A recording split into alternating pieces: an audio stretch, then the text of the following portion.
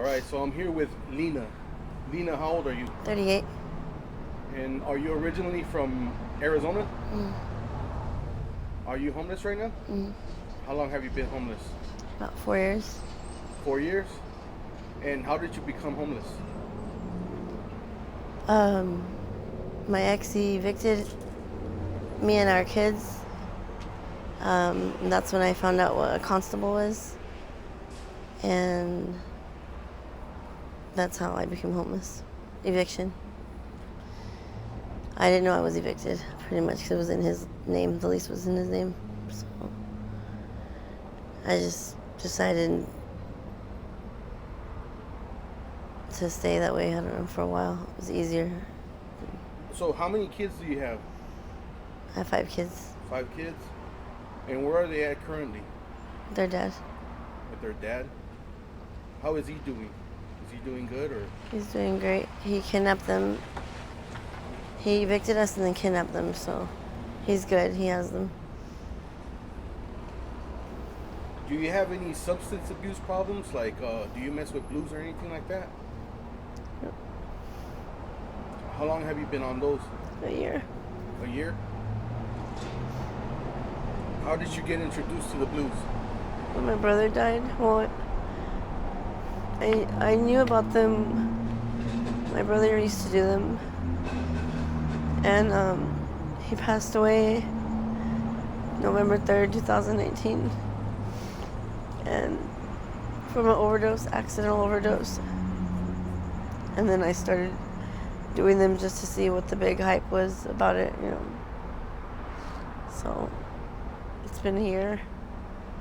But nobody in my family knows that I do them. So. I'm sorry to hear that. But do you have family still out here in Arizona? Yeah.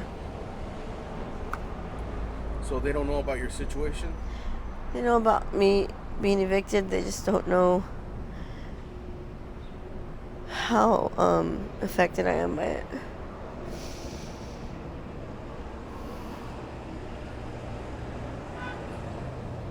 Have you tried getting out of your situation, like seeking help for your substance abuse problems? Mm-hmm. I've gone to Copper Springs once, completed the 7 or 8 day program, and got high immediately after I left.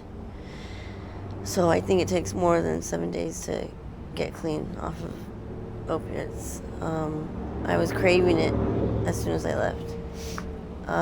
I went to CAS, but that's not really a recommended program for anything. That was it. Those are the only 2 things I've tried. So you ran right back into doing them the same day you got out?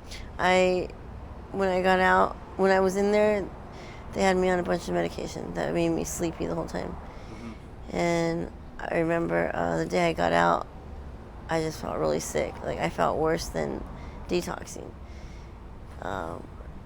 And I got high. Like, I took the bus, got off where I used to get high at. What kind of medication do they use to, like, Valium,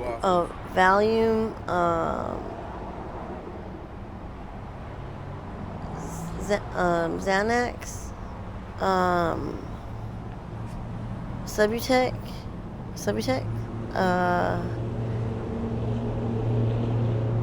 trimethoprim, some type of like psychic medicine. They have a bunch of anxiety pills that they put you on, muscle relaxers. It doesn't matter. And those they just pretty much what get you drowsy? All of it mixed together, yeah. Okay. So when you're out here on the streets, what do you do to survive? Like, how do you get your money? I usually sell like whatever I have. That's my possession. Besides myself, I don't anything. You mean that I don't need, like, or usually I know somebody that helps me out in my situation. You know, just from knowing them or helping them out with something, or but I haven't had to steal or sell myself to get what I needed. So I've been lucky in that situation. And how dangerous is it being out here homeless and being a woman? It's really dangerous. It's dangerous. I get along with a lot of guys because I'm more, I flock more with the guys. I mean, I'm girly, but I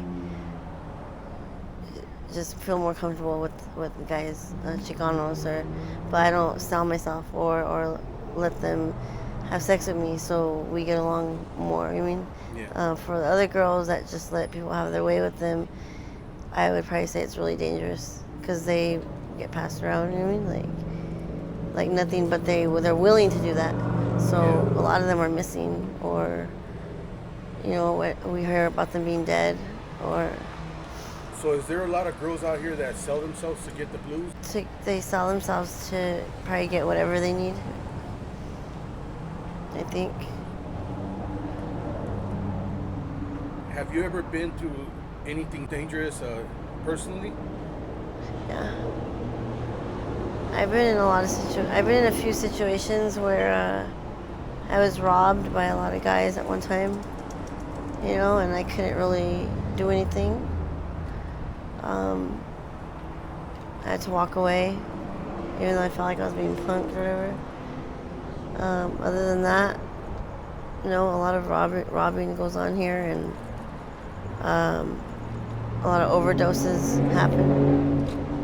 But I don't start shit, and I don't go to where there's trouble being made. I try to chill by myself, mind my own business. But a lot of it is people getting involved with stuff that they shouldn't be, doing in the first place. So have you ever been through an overdose or know anybody that's been through an overdose? My brother was my first overdose that I heard about because I wasn't there when he OD'd, but I've witnessed about 5 or 6 overdoses. About 6 or 7 of my friends have died in the past 3 years. I've saved about 4 or 5 people while overdosing this year. I overdosed and didn't know because somebody gave me a hot shot, and I'm the last person to have thought to even have that happen to, because I'm usually strong-minded, and aware of the drug or what I'm ingesting or whatever. That I had no idea about. I woke up in ICU, and I was in there for 3 days already in the hospital. For people that don't know what a hot shot is, what is that? I think it's either speed. It's either, I don't know exactly. I think it's heroin, which I've never done before, like by itself. Heroin. I think it's heroin and G. In the shot mixed. Okay. I shot up a few times in my life, but a friend had done it for me because I couldn't do it myself. And the person that I trusted to do it was the one that did that. And he dropped me off at the emergency room. You said that you rescued a couple of people from overdosing. How did you manage to do that? I was walking with one, and I was checking on him, just turning around, like normal, standing, waiting for someone, looking around. And in a split second, I turned, and I saw him falling on the floor, and he was already in seizure mode. And somebody ran across the street and helped me with him. The ambulance came, and we thought he had passed away, but he came back. He showed up again 2 days later, and I just started crying when I saw him. It felt like a long time though, like doing chest compressions, and he was throwing up all over me, bleeding. He was holding on to me. He was already like solid, pretty much. I couldn't move. Another one was 2 weeks ago by 28th and Dunlap on the intersection. That was a guy at a red light in his car. He overdosed, and a bunch of us went and helped him. He became aware and conscious right before the ambulance got there. So that was kind of emotional. A couple at Cass that I've helped. It's just always been like me there when it happened. I don't know how, but Okay, to the younger generation, if they're thinking about trying blues for the first time, what kind of advice would you give them? I would say not to do it. There's a lot that you don't know about, that you're not aware about, what can go on, what could go wrong while being under the influence. I know they make a lot of songs that sound catchy and like it's a trend, to do them.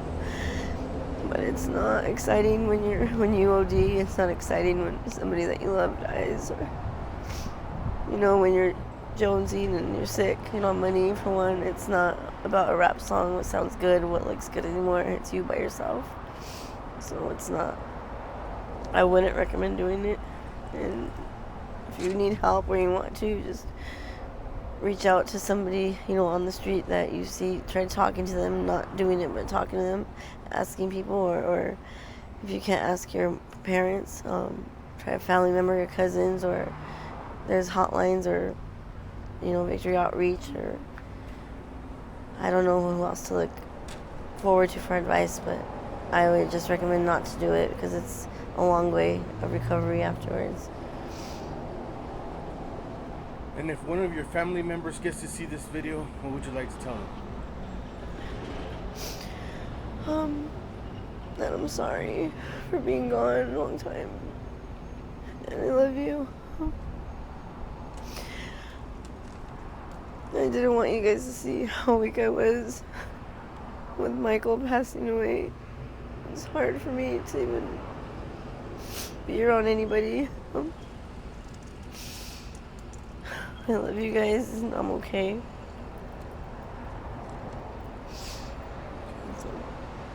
Alright, thank you for the interview. I really do appreciate it. Are you okay with me using this on my YouTube channel? Mm-hmm. Thank you. You're I appreciate welcome. it.